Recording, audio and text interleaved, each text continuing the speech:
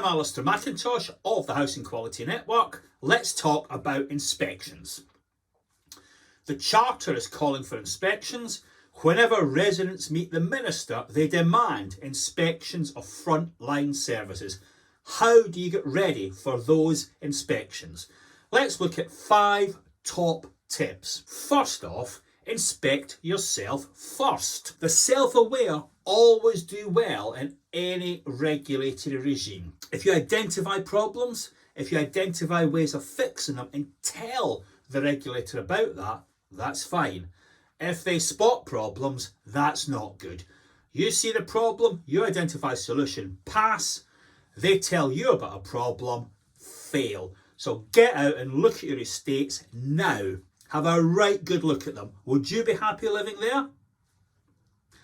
Inspections are won on the ground, not in boardrooms. Top tip number 2, know your homes. Make sure you've got an up-to-date, validated stock condition survey. Ensure that experts have had a right good look at it, identified what needs to be done to your homes, when it needs to be done and how much it costs, and make sure you've got the money available to do that. Stephanie Barwise is representing the Grenfell families at the inquiry at the moment, and she is scathing about organisations that trade off costs versus safety.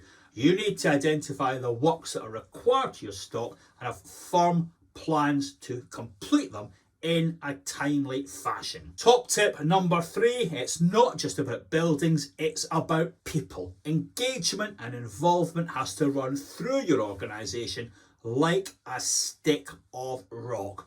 Walk towards thorny problems, not away from them. Inspectors aren't looking for glib solutions.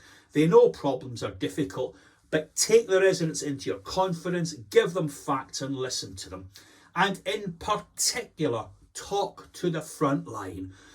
Whenever we go into an organisation, we get all of our intelligence from the folk in the call centres, the folk that go around the estates. They know what's going wrong well before the top brass and the board ever find out. So open up your lugs, listen to the residents, listen to the leaseholders too, and in particular, make sure you've clear lines of communication between the call centre and the boardroom. Top tip number 4, make sure your data is accurate. Yes, we're back to the stock condition survey. We're also looking at safety. At the moment, the Grenfell inquiry is lacerating Kensington and Chelsea for relying on defective fire risk assessments. Make sure your data on stock condition, safety and rents is absolutely accurate.